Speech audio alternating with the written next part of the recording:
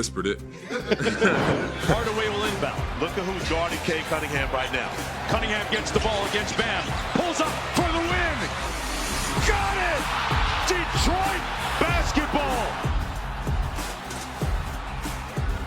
With the Heat's best defender's hand in his face. If you don't know, now you know. This is March. It isn't just the madness in the tournament. It's buzzer beaters in the NBA as well. And the entire basketball world took notice. Cade Cunningham took hoops by storm last night. I think it's fair to say that we should get a little bit more Detroit basketball games. Yes. What do you think? A little bit. On Just a little bit. ESPN, because they showed up and showed out. Should we show everybody how this one went down last night, my friends? Cade Cunningham and the Detroit Pistons in South Beach. We picked this one up in the third quarter. Udonis Haslem, huge slam there for Detroit. The pass, of course, from Cade Cunningham. And then Cade going to work here, sliding through defenders.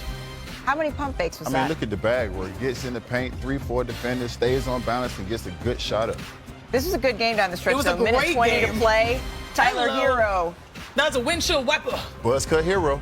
But, oh, my God. on the other end. Just look at the distribution of the basketball. Everyone's fighting for old boards. How bad do you want it? Knock it down. We thought that could have been the dagger. We really did. And then Tyler Hero, once again, buzz cut hero, we calling him, gets this one man. to head him to the free throw line. Tyler Hero would make both free throws, so the game all tied here at 113. We were talking about how we were going to go to overtime at this point. No, sir. Here comes the motorcade. Cade Cunningham with Bam Adebayo's hand in his face. It's good. The bank is open. Good defense, better offense by Cade. If he was 6'6", Bam would have got a hand on that shot. This is what it sounded like on the game broadcast from the one and only Mark Jones. Cunningham gets the ball against Bam. Pulls up for the win. Got it! Detroit basketball. And there you have it. That's all she wrote. Here was Cade Cunningham after that incredible game winner.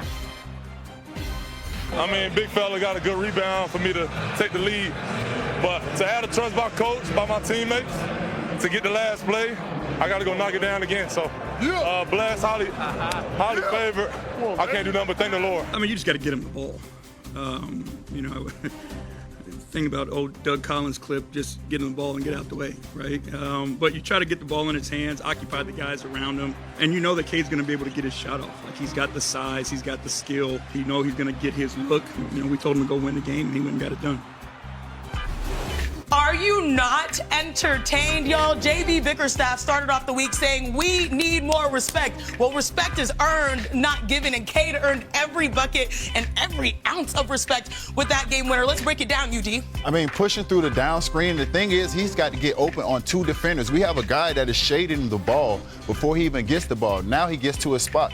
Easy because he works on it, but he has to get it over 6'10" with a 7'1" wingspan. Bam Adebayo, one of the best five-way defenders, can guard all positions. Honestly, don't you feel like that was well defended? Maybe you ball hawk a little bit more, but more importantly, Cade, when it mattered most, was able to knock it down against one of the best defenders in the NBA, UD. There's nothing that he could have done differently. Maybe shade the ball a little bit more, but ultimately there's a great player making a great play at the right time. And most importantly, Malika, Cade made a statement. He made a statement. Has arrived. Look out, the motorcade is coming through. But when there is a winner, there must also be a loser. And in this case, it's an unprecedented losing streak for the Heat, right? We know this is the longest streak of Eric Spoelstra's illustrious career, but it's also the longest streak since 2008 when the team won just 15 games that year. So, UD, you said on the show that the Heat were under a microscope here. Obviously, this is not what they wanted, adding now to a 9-game losing streak. You talked to Bam Adebayo and Tyler Hero. What's the mood around the locker room right now? Frustrated, disappointed, but obviously these guys understand that they're getting a crash course in leadership right now. Everybody in the locker room is watching them right now, and everything they want out of this is on the other side of doing the hard things. They got to get through the hard things to get to the other side of it. Once they get to the other side, it'll be a little bit of sunshine right now. I know they can't see that, but this is building them up for something greater. They still have 13 games left. There still is a chance if they can go on a little run right here to get out of this hut right now, but They got to continue to stay together. And one thing I know about Spo, this is when he's at his best. I do love that saying, everything you want is on the other side of hard, and it certainly seems like that is the way right now for the Miami Heat, who have lost 9 games in a row now. The second game on ESPN last night, it was supposed to be a showdown. Supposed to be. Beat down. They were uber shorthanded against Luka and the Lakers, but we got some Luka magic pregame. Did you guys catch this? Did you see this? Did. From behind the backboard into the stands? That's so pure. When I saw that, I knew he was coming to cook. We should have known that. We should have known, particularly with no Nikola Jokic and Jamal Murray. Tim McMahon was at the game, joins us now. Why did these two not play? They're banged up. They're hurt. And the Nuggets are prioritizing getting them right for the playoffs and making sure they're not still dealing with nagging injuries over fighting for playoff seeds. I watched Jamal Murray play one-on-one with an assistant coach who played D2 ball 2 decades ago. He couldn't guard him. Wasn't ready for Luka and Austin Reeves. Well, especially Luka in the first quarter. 21 points for Luka Doncic. Look, Luka, talking about getting right for the playoffs, it's Luka Doncic playing the game. And honestly, looking at these highlights, the league has to be scared right now. Oh, yeah, he's in his zone right now. He goes, they shrink the elbow, he steps back and shoots it over 2 guys right there. He's in his zone. Luka, like we mentioned, 21 in the first quarter. That's tied for the most points in any quarter by a Lakers player this season. So he was really feeling it. On to the third quarter we go here. Dorian Finney-Smith to Luka Doncic, sinks the 3. I mean, Dorian Smith, he's usually the guy that's getting facilitated for, but he facilitates for Luka this time. The Los Angeles Lakers, they roll in this one, and they've now won 3 in a row. They've been without LeBron for 10 games this season. This recent stretch, it's been okay. They've been able to stay afloat. Luka Doncic, Austin Reeves, they've really stepped up in those games. They're averaging over 58 points games combined through that stretch. So, Udonis, what do you think the Lakers have proven? Because I know we've been talking about their defense. We've been talking about, is this sustainable? It's starting to feel like it might be. Luka's getting more confident. He's getting more comfortable. He can carry the load, but the balance of the other guys gaining confidence, that's what's most, stands out the most to me, is that Gabe Vincent, Dalton Connect, Vanderbilt, Kakula, however you say his name. All these guys are in the mix right now, and it only helps them be more dangerous in the playoffs because everybody's going to focus on Luka and LeBron. You need these guys to have confidence in a 7-game series. And this is a team that obviously made a major change at the trade deadline. Yeah.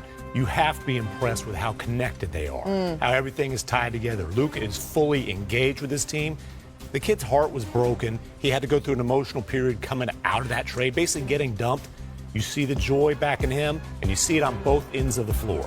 Look, Luka Doncic has raised the ceiling for the Los Angeles Lakers by the fact that he makes everyone better. He has been able to walk in, even without LeBron James.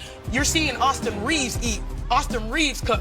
Like we talked about, first half, yesterday on NBA Countdown, their bench already had 29 points. Everyone is a better shooter when Luka Doncic is on the floor. And I also feel like the Los Angeles Lakers might be the luckiest team in basketball. Let me knock on some wood right here. Okay. Because they won the trade deadline. I called it mana from heaven getting Luka Doncic. Now you have a little bit of then you see LeBron and Luka, it can work. Then you have a little bit of a bump in the road without LeBron James. But this allows Luka to get in rhythm, to get his legs under him at the perfect time for the playoffs, while also spread the rock. And now everyone's going into the postseason feeling more confident. What is it? The L in the Lakers stands for lucky again for Luka.